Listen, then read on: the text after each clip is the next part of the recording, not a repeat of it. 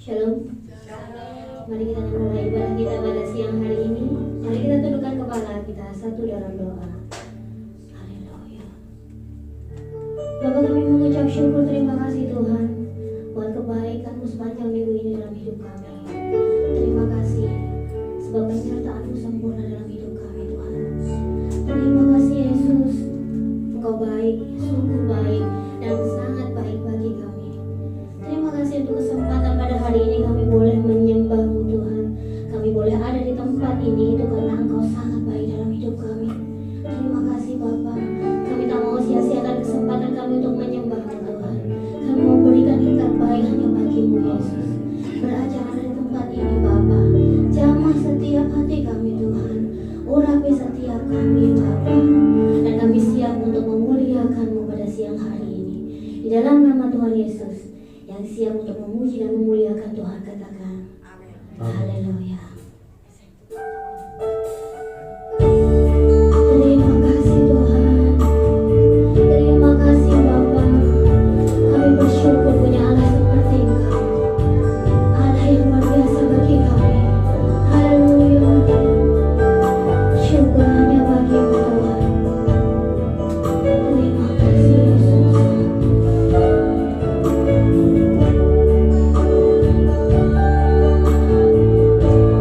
Firman jadi manusia,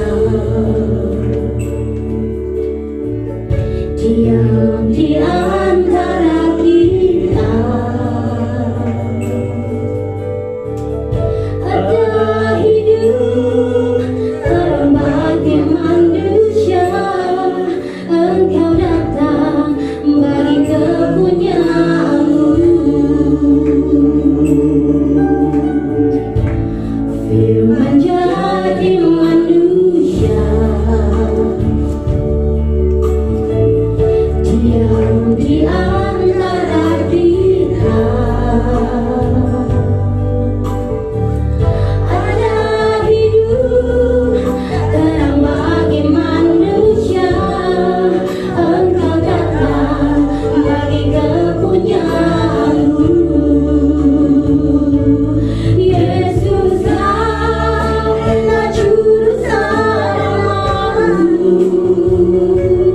Ku akui Kau Tuhan bagiku. Kau terang bagi saat gelapku. Kau pintu bagi setiap jalan. Yesus, Kaulah juru selamatku. Ku akui Kau Tuhan bagiku. Kau terang bagi saat gelapku. Kau pintu bagi setiap jalan. Mari lebih sungguh lagi kita naikkan pujian ini. Firman jadi manusia, diam di antara kita. Ada hidup terang bagi manusia, Engkau datang bagi kepunyaan-Mu.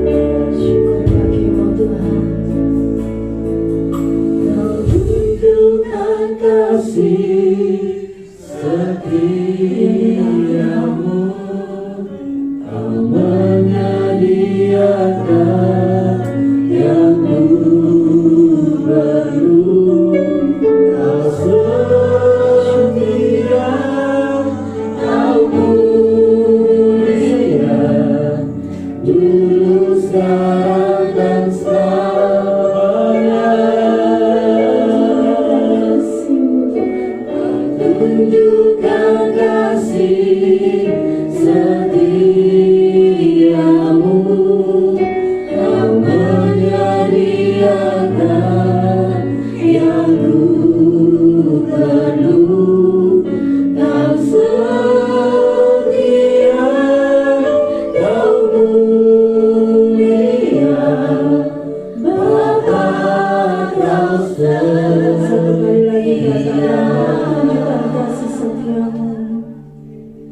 Kau tunjukkan kasih setiamu, Kau menyediakan yang ku perlu, Kau setia, Kau mulia, dulu, sekarang, dan selamanya. Kau tunjukkan kasih setiamu, Kau menyediakan yang ku perlu, Kau setia, Kau mulia, Bapa Kau setia. Kau setia, Kau mulia, Kau setia,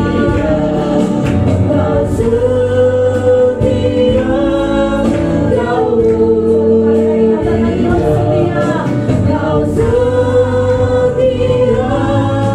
Kau mulia, Bapa Kau setia. Sorak-sorak bagi Tuhan.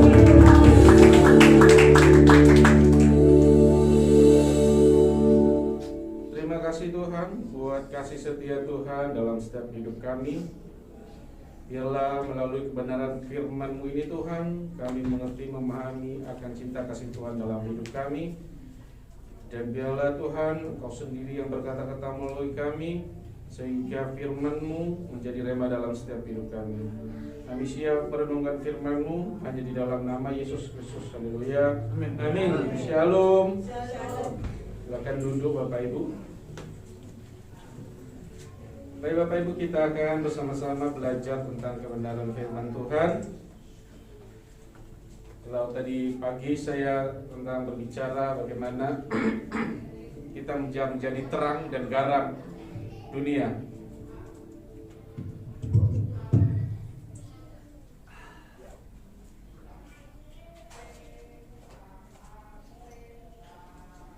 Saat ini saya akan berbicara tentang di dalam Ibrani 12, Ibrani pasalnya yang ke-12, ayatnya yang ke-3. Ibrani pasal 12 ayatnya yang ke-3. Firman-Nya berkata kepada kita semua, ingatlah selalu akan Dia yang tekun menanggung bantahan yang sehebat itu terhadap dirinya dari pihak orang-orang berdosa, supaya jangan kamu menjadi lemah dan putus asa. Bapak Ibu kekasih-kasih Tuhan, kalau tadi pagi saya bicara tentang bagaimana kita bisa menjadi garam dan terang dunia, ya. Saat ini saya bicara supaya ketika kita menjadi garam dan terang dunia, kita bisa menjadi orang yang bisa memberikan spirit bagi orang lain. Saat ini saya berbicara jangan pernah berputus asa ketika masalah datang menerpa hidup kita. Putus asa itu memang merupakan sesuatu yang dapat dialami oleh setiap orang. Kadang-kadang kehilangan kendali, kehilangan arah tujuan hidup. Kadang-kadang hidup kita tidak ada harapan dalam menghadapi setiap cobaan yang datang dalam hidup kita. seakan-akan dunia ini begitu kecil. Seakan-akan masalah itu tidak dapat kita selesaikan. Seakan-akan semua masalah itu buntu dan tidak ada jalan keluar, sehingga kita berputus asa. Tapi di ayat 3 di ayat ini dikatakan, ingatlah selalu akan Dia yang tekun menanggung bantahan yang sehebat itu terhadap dirinya dari pihak orang-orang berdosa. Ada begitu banyak fakta yang terjadi kalau kita lihat di media sosial sekarang ini, baca di koran, lihat di televisi, kejadian-kejadian yang terjadi, perang yang terjadi, banyak orang bunuh diri, banyak orang putus asa hingga bunuh diri. Ya.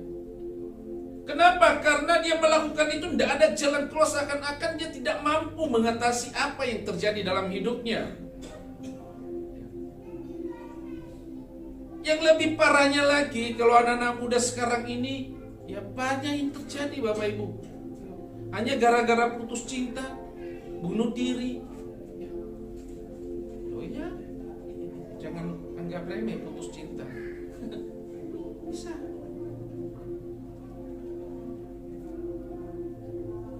Bapak Ibu kekasih-kasih Tuhan, Kitab Ibrani mengingatkan umat Tuhan untuk belajar dari penderitaan Yesus Kristus.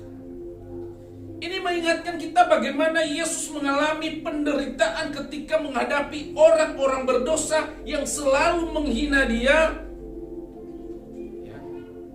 dan selalu mendatangkan setiap masalah kepada Yesus. Dan itu bukan orang-orang yang dibilang wah nggak terpelajar. Justru orang-orang yang terpelajar, orang-orang yang mengerti hukum Taurat. Mereka selalu mencobai Yesus di dalam setiap ajaran Yesus. Bapak Ibu kekasih-kasih Tuhan, jangan berputus asa ketika masalah datang menerpa. Hadapilah dengan penuh percaya dan semangat, karena Tuhan sudah menanggung semuanya. Amin. Banyak permasalahan, banyak tantangan, banyak kegagalan. Sebagian orang kecewa, bahkan menyerah. Kehidupan kita ini tidak pernah lepas dari tantangan, masalah dan kekecewaan. Tadi pagi saya katakan, kalau Anda dikecewakan seseorang, luaskanlah hatimu. Amin. Jangan perkecil hatimu. Kalau ibarat air dalam gelas engkau berikan garam dan engkau minum, masih ada asinnya, benar? Kalau hatimu kecil, sedikit pun masalah, kekecewaan yang datang daripadamu, engkau akan memendam dan kamu tidak akan bisa menghadapinya. Tetapi ketika hatimu engkau perluas bagaikan garam ditabur di dalam sungai dan kita minum, tidak ada rasanya, tidak ada rasa asinnya. Kenapa? Seberapapun masalah yang datang, kekecewaan yang datang mampiri dirimu, menekan engkau, maka ketika hatimu telah engkau perluas, masalah itu enteng bagi kamu. Orang yang menghina kamu enteng, karena bukan dia yang menentukan kebahagiaanmu. Amin. Dirimu lah yang menentukan diri. Amin. Yakin? Amin. Amin. Ya. Bapak Ibu kekasih-kasih Tuhan, ingat tidak ada permasalahan yang melebihi kekuatan kita.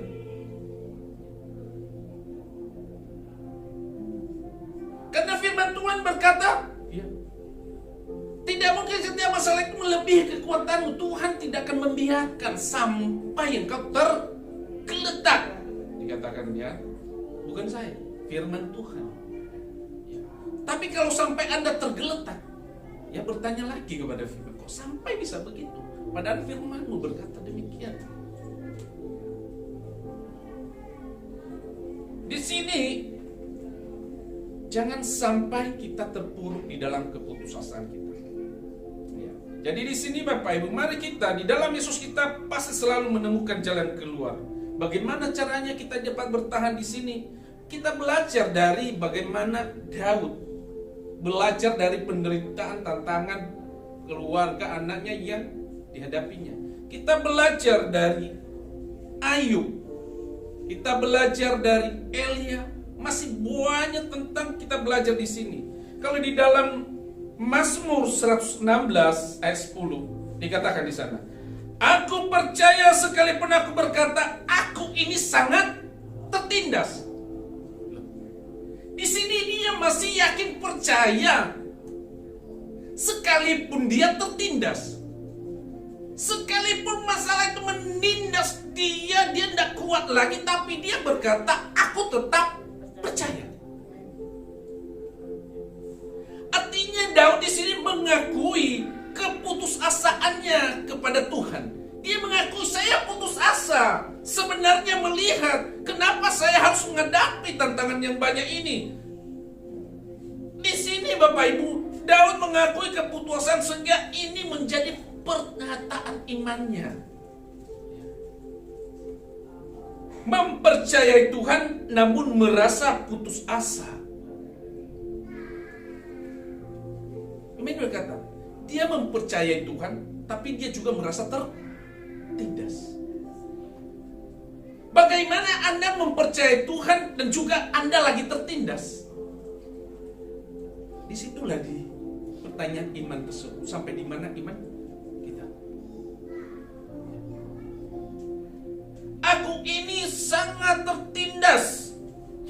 Aku sangat tertindas. Itu adalah sebuah yang memang kontradiksi, Bapak Ibu. Ya. Aku percaya tapi aku merasa hancur. Keterus terangan Daud ini sebenarnya mengungkapkan iman yang dalam, yang mendalam dalam hidupnya. Ketika kita punya mentor, Tuhan, aku memang gak sanggup. Aku ini memang sudah putus asa. Tetapi aku memang tetap yakin dan percaya bahwa jalan keluar itu ada di dalam Tuhan. Makanya Daud, sekalipun aku sekarang tertindas, tapi aku tetap percaya dengan iman bahwa Tuhan akan memberikan jalan keluar.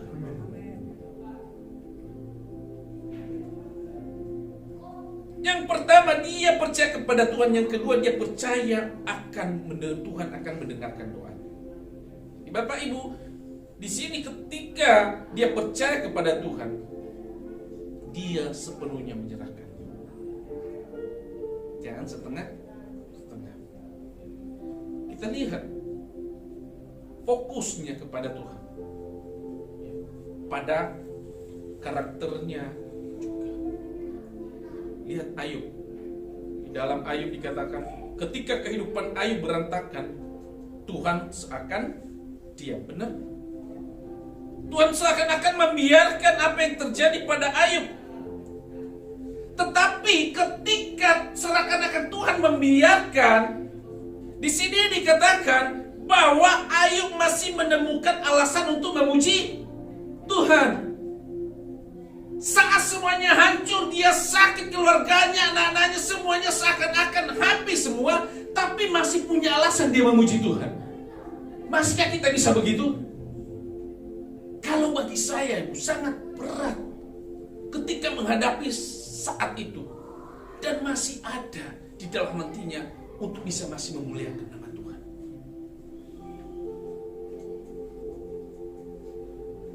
Di dalam dikatakan di dalam Ayub 10 ayat 12, dia katakan di sana, dia baik dan penuh kasih. Dalam masalah yang dihadapi, dia masih katakan dia baik dan penuh kasih. Lalu dikatakan di sana lagi, dia adalah maha kuasa. Ketika semuanya hancur, apa yang dia sudah bangun berapa lama, kekayaan keluarga hancur begitu saja, dia masih berkata bahwa Tuhan itu maha kuasa. Luar biasa kan? Ketika dia menghadapi masalah yang bertubi-tubi dalam hidupnya, dia masih memperhatikan setiap detil. Dia katakan, Tuhan itu loh masih memperhatikan setiap detil yang ada di dalam hidupku. Nah, kalau terjadi bagi diri kita itu, masihkah kita katakan Tuhan memperhatikan yang detil dalam hidupku? Wah, masalah ini aja belum selesai. Tapi Ayub berkata, dia maha kuasa. Dia memperhatikan aku sedetail-detailnya kehidupan saya. Luar biasa Ayub. Dia tidak berputus asa ketika masalah itu menghampiri. Dia pakai itu sebagai batu loncatan untuk dia. Ketika itu dia berserah, Yesus Tuhan akan memberkati dia luar biasa. Bapak Ibu kekasih-kasih Tuhan. Lalu apa Ayub katakan? Dia itu Allah yang memegang kendali. Nah, kalau Allah yang memegang kendali, Dia akan berikan mengendalikan setiap apa yang terjadi dalam hidup Ayub. Benar? Orang percaya, orang taat kepada Tuhan, ya, dia orang benar. Dia melakukan kebaikan. Dia penuh kasih. Ayub ini. Lalu kalau dia katakan dia Allah yang mengendalikan kehidupan saya, kenapa membiarkan terjadi masalah? Benar? Tapi dia tidak melihat masalah itu. Dia tetap berfokus. Dia yang mengendalikan hidup. Di dalam ayat 23 ayat 14 dikatakan, Dia memiliki rencana untuk hidup saya. Ketika terjadi masalah dalam hidup Ayub, masalah bertubi-tubi dalam hidupnya, dalam keluarganya, dia masih berkata, dikatakan di sana, Dia itu loh Allah yang memiliki rencana untuk hidup saya. Berarti dia percaya sekalipun masalah itu datang, Tuhan akan memberikan yang terbaik di kemudian hari baginya. Amin. Bapak Ibu kekasih-kasih Tuhan, di dalam kisah Ayub ini, saya sangat luar biasa melihat. Masih dia berkata, Dia Allah yang menyelamatkan saya. Kalau Bapak Ibu baca nanti di ayat 19-25 seterusnya, dia masih bisa berkata hal-hal seperti itu. Ketika kehancuran datang hidupnya, waduh, tidak apa-apa. Dia Allah yang mengendalikan hidup saya. Lah kalau Dia mengendalikan hidupmu, kenapa terjadi masalah terus dalam hidupmu? Benar? Kan begitu. Aku percaya Tuhan. Kenapa bisa terjadi pada Ayub begitu Bapak Ibu? Karena memang dia percaya dengan iman sungguh-sungguh. Kadang-kadang kita hanya percaya dengan mulut bibir kita saja. Menyembah dalam mulut bibir saja. Aku percaya. Aku percaya. Aku percaya. Tuhanku, Kau turun tangan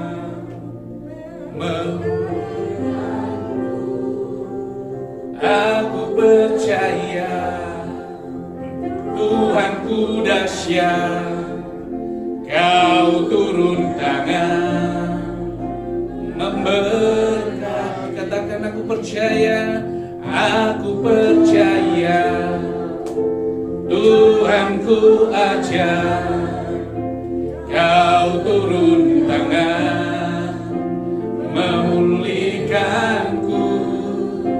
Aku percaya Tuhanku dahsyat, Kau turun tangan memberkatiku. Amin. Percaya Dia turun tangan buat kita untuk memberkati setiap hidup kita. Yes. Bapak Ibu kekasih-kasih Tuhan, di sini dalam kehidupan Ayub, sebuah persahabatan yang didasarkan emosi. Kalau kita hanya sebuah kedekatan kita kepada Tuhan ya karena emosi sesaat, karena kita lihat, waduh iya Tuhan itu, lalu kita melarut dalam penyembahan, akhirnya kita menangis, waduh, tapi hanya sesaat itu saja Bapak Ibu. Setelah selesai itu sudah hilang lagi kedekatan kemesraan itu dengan Tuhan.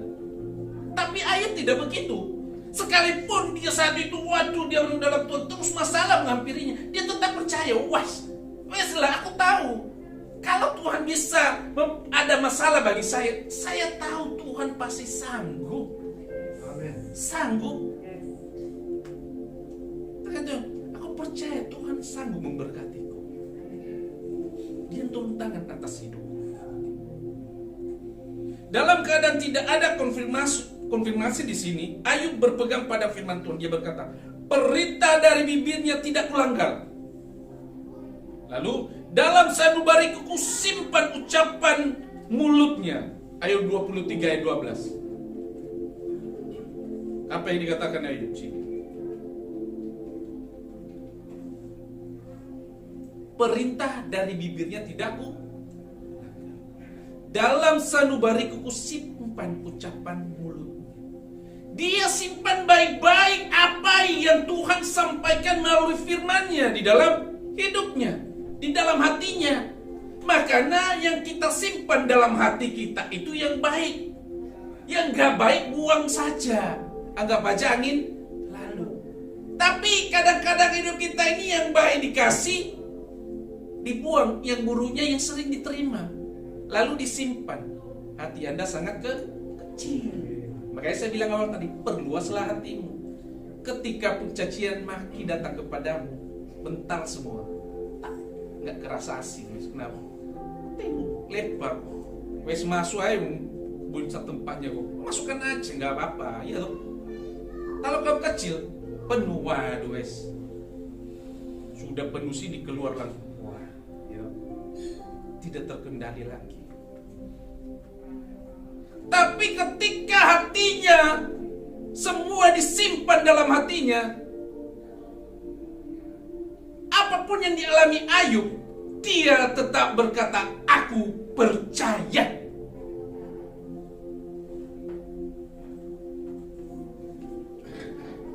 Bapak Ibu kekasih, kepercayaannya pada firman Tuhan menyebabkan Ayub dapat setia.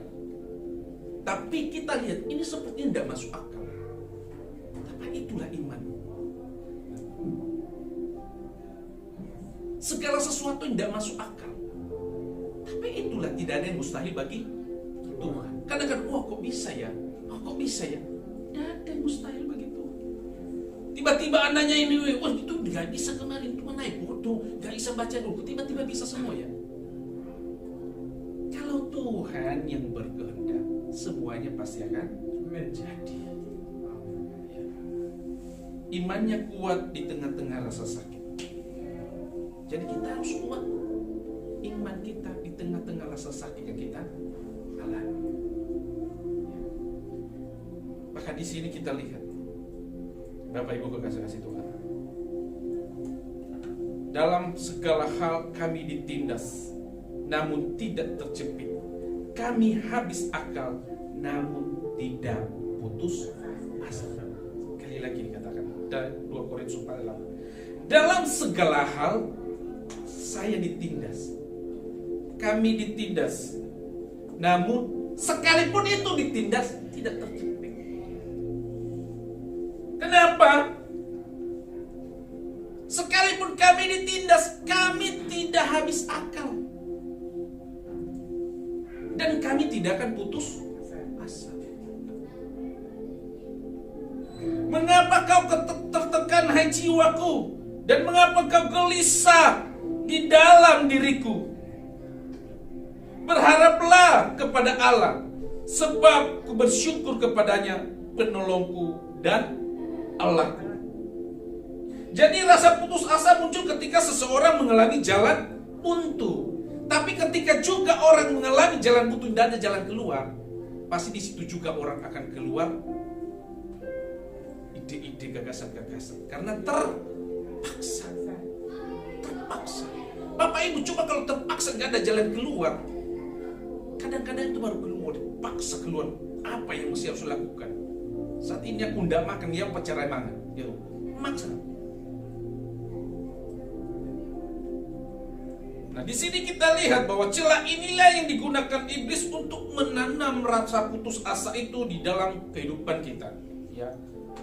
Makanya di sini timbullah rasa dalam kehidupan kita, ada orang yang mengasihi dirinya sendiri, tidak peduli kepada orang lain, ya toh. Menyayangi dirinya sendiri, merasa hidupnya ini sudah tidak tertolong lagi, tidak ada jalan keluar dalam kehidupannya. Padahal tadi berkata, aku percaya Tuhanku ajaib, aku percaya Tuhanku dahsyat. Tapi pada hakikatnya tidak. Karena kenapa? Tuhan tidak bekerja karena kita percayanya setengah. Yang ketiga, Elia.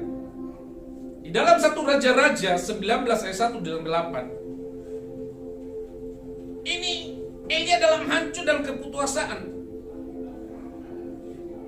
Dia mengalami tekanan, pergumulan. Ketika Allah memberitahukan pada Isabel segala yang dilakukan Elia dan perihal Elia membunuh semua nabi itu, di sini kita lihat Bapak Ibu, bahwa Isabel ini mengejar Elia, ingin membunuh dia. Seakan-akan dia ini sudah memberikan, sudah melakukan kuasa Tuhan yang luar biasa. Ketika membunuh Nabi-Nabi Nabal, luar biasa, dengan kuasa Tuhan, tiba-tiba bayangkan, Bapak Ibu, sudah lihat kuasa Tuhan, tiba-tiba putus asa. Pernah enggak Bapak Ibu begini? Sudah itu luar biasa, melakukan mukjizat yang luar biasa, tiba-tiba putus asa. Kenapa? Hanya gara-gara Isabel ingin membunuh dia, mengejar dia. Padahal dia tahu bahwa itu kuasa Tuhan ada di dalam dirinya. Tuhan mampu menolong dia, meluputkan dia dari segala hal tersebut. Dia saja bisa mampu melakukan kuasa Tuhan. Nah, inilah kadang-kadang ketika orang dalam keputusasaan, sehebat-hebatnya dia melakukan mukjizat, ketika mulai putus asa, rasa-rasanya kuasa Tuhan itu hilang begitu aja.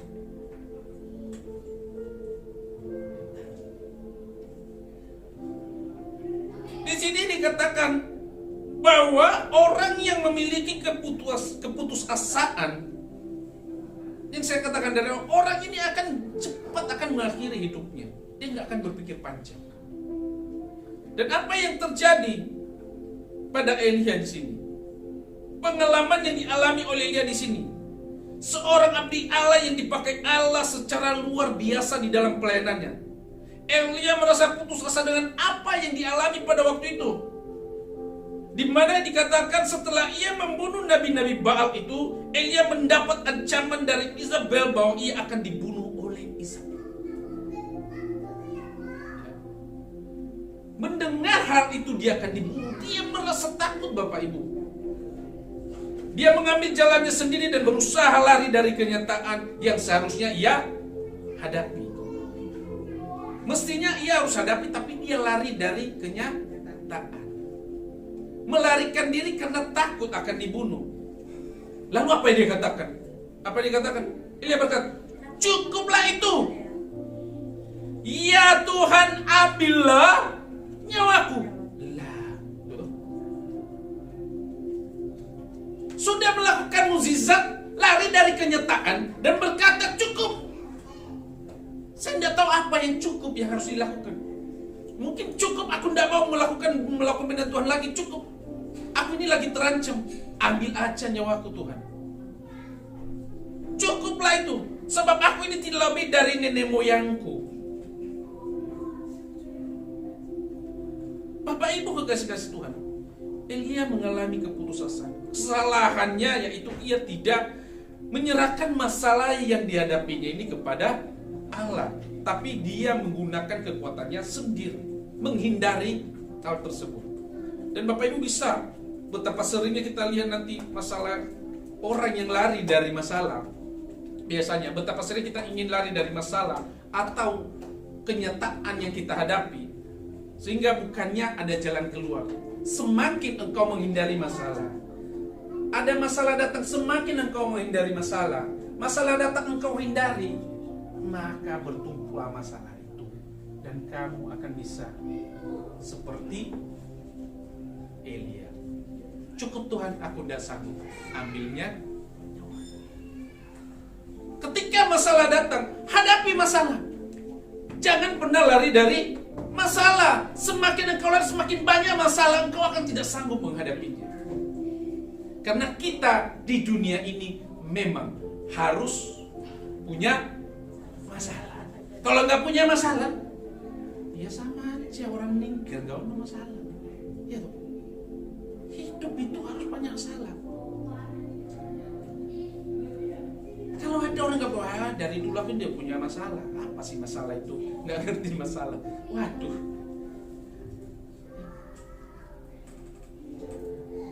Anda aja kalau baru lahir, kayak udah jadi masalah itu, nangis itu. Berarti orang ini wis baru lahir nangis, menandakan apa? Waduh, hidup di dunia ini memang penuh tantangan.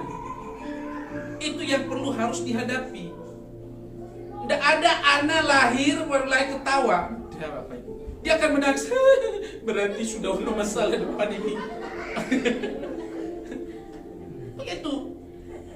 Sudah ada masalah dihadapi akan depan. Jadi intinya, jangan seperti ini. Jangan menghindari masalah, hadapilah masalah yang datang dalam hidup. Karena itu akan, semakin engkau punya masalah, semakin akan mendewasakan engkau. Ya, semakin mendewasakan.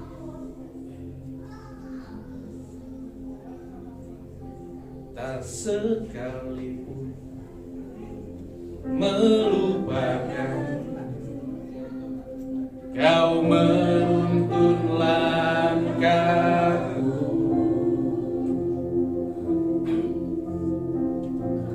Ku tak pernah sendiri, kau tak tinggalkanku. Tak sekalipun, tak sekalipun melupakanku, kau menuntun langkahku. Ku tak pernah sendiri, ku tak pernah sendiri, kau tak tinggalkanku. Ku tak akan pernah menyerah sampai ku lihat kau bekerja. Ku percaya mukjizat kan nyata. Ku takkan berhenti percaya. Ku tak akan pernah menyerah sampai ku lihat kau bekerja. Ku percaya mukjizat kan nyata. Ku takkan berhenti percaya. Benar? Kita takkan pernah berhenti percaya karena kita tahu mukjizat itu pasti nyata dalam hidup kita. Ketika kau punya masalah, ketika ada hal-hal yang dalam diri kita tidak sanggup, kan nggak sanggup Tuhan, nggak ada jalan keluar Tuhan. Percayalah bahwa Tuhan sanggup memberikan jalan keluar bagi kita. Terima kasih Tuhan. Mari tundukkan kepala kita sebelum kita menikmati perjamuan saat ini. Di dalam setiap hidup kami, nama kami terukir di dalam hati Tuhan. Walaupun terkadang kami terjatuh, kami terkadang lari dari kenyataan, tetapi ketika kami berserah penuh kepada Tuhan, Engkau Allah yang menolong kami. Engkau Allah yang berikan jalan bagi kami di tengah-tengah masalah yang kami hadapi. Engkau Allah yang membukakan jalan bagi kami di dalam ketidakmampuan kami. Engkau yang menguatkan kami Tuhan. Kami takkan pernah menyerah sampai kami melihat mukjizat itu terjadi dalam hidup kami. Kami tak menyerah Yesus, karena kami tahu masih ada jalan terbuka untuk kami. Dan di situ kami bisa melihat kebesaran Tuhan terjadi dalam hidup kami. Terima kasih Yesus. Terima kasih.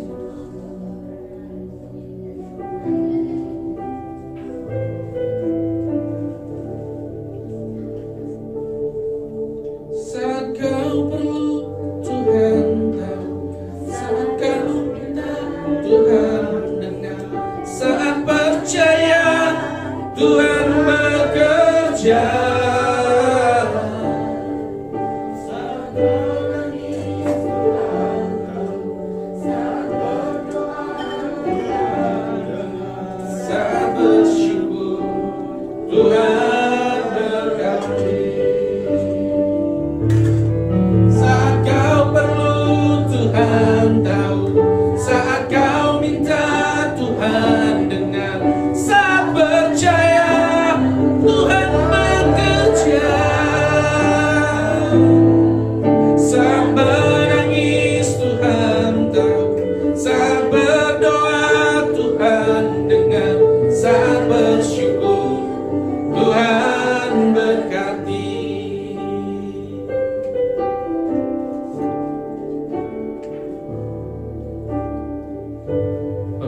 Perhatikanlah bunga bakung di ladang, Tuhan hiasi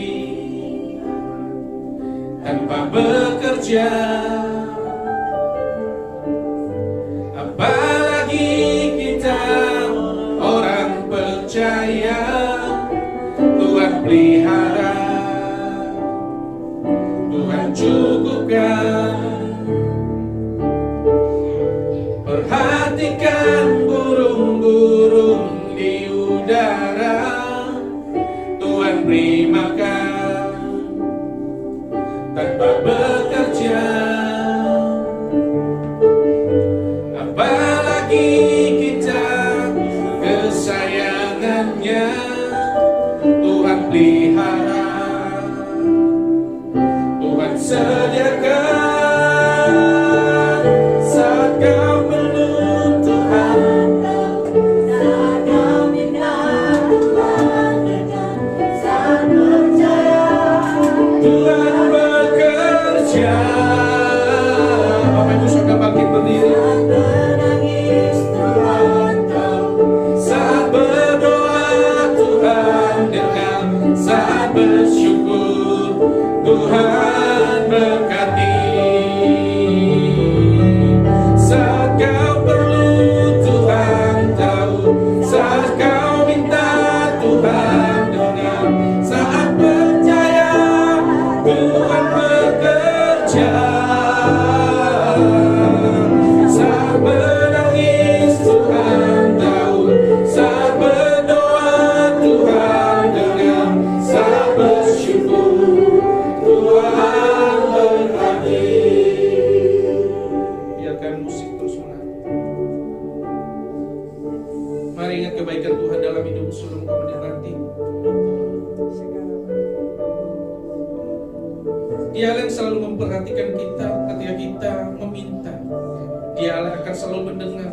Ketika kita percaya, Dia Allah yang akan bekerja dalam hidup kita. Ketika pun engkau menangis hadapi masalah, Tuhan tahu semuanya. Dan ketika engkau berdoa memohon kepada Dia, Allah yang maha mendengar. Dan saat engkau bersyukur atas apa yang ada dalam hidupmu, Yesus Tuhan memberkati. Terima kasih Tuhan. Terima kasih. Engkau Allah yang memperhatikan setiap detail dalam hidup kami, seperti Ayub mengatakan juga bahwa Allah mengerti memahami. Terima kasih. Terima kasih. Terima kasih.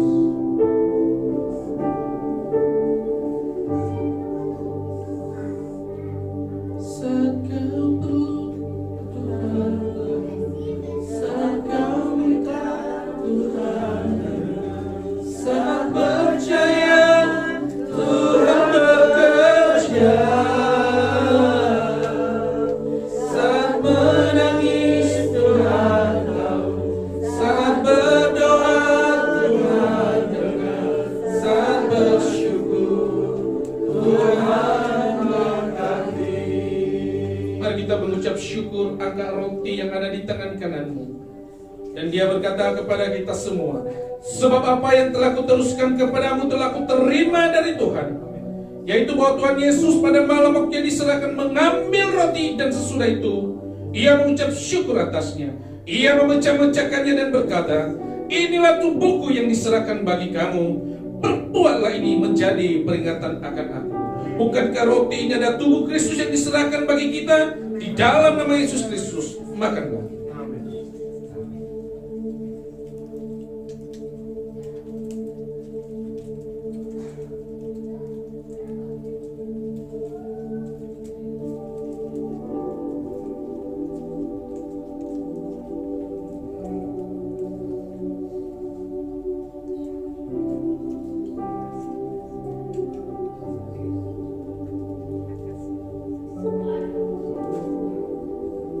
Percaya Tuhan, Engkau Allah yang menerangi setiap langkah kami.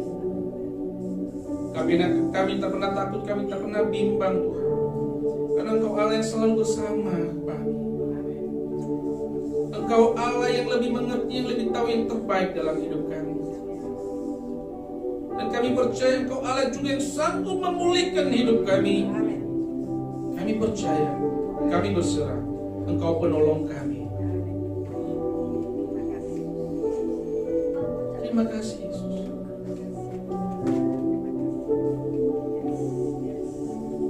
Kau lebih tahu yang terbaik bagiku. Kau lebih sanggup pulihkan hidupku. Ku berserah, ku percaya hanya Yesus penolong yang setia. Engkau penolong kami dan Allah yang mengampuni setiap dosa kami. Demikian juga ia mengambil cawan sesudah makan lalu berkata, cawan ini adalah perjanjian baru yang dimeteraikan oleh darahku. Perbuatlah ini setiap kali kamu meminumnya menjadi peringatan akan aku. Bukankah cawan ini adalah darah Kristus yang mengalir di dalam setiap kehidupan kita? Minumlah.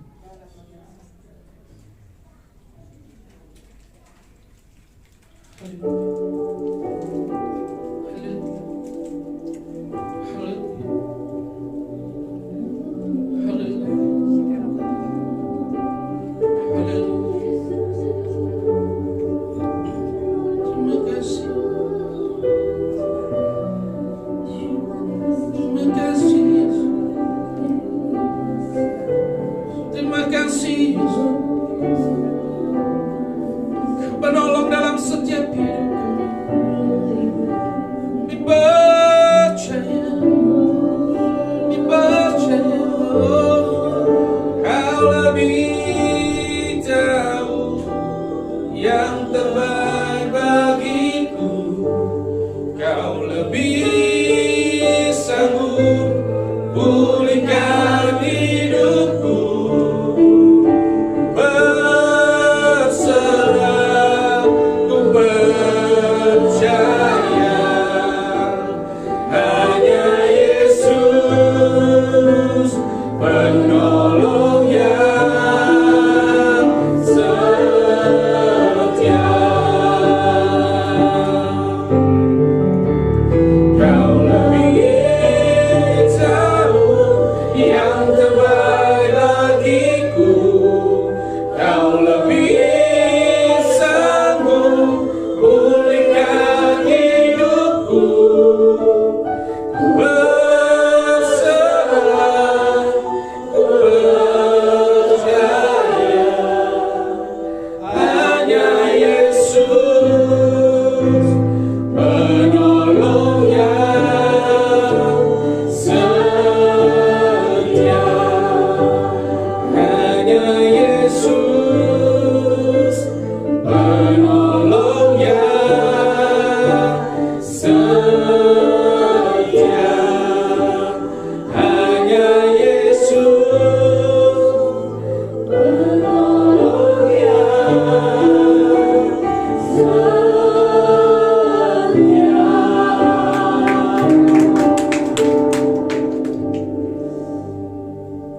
Kami sudah merenungkan firman.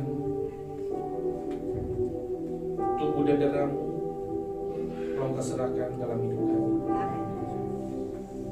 Dan kami percaya Engkau Allah satu-satunya penolong yang setia dalam hidup kami. Kami yakin Tuhan, firman-Mu yang akan menguatkan kami menentukan setiap hari.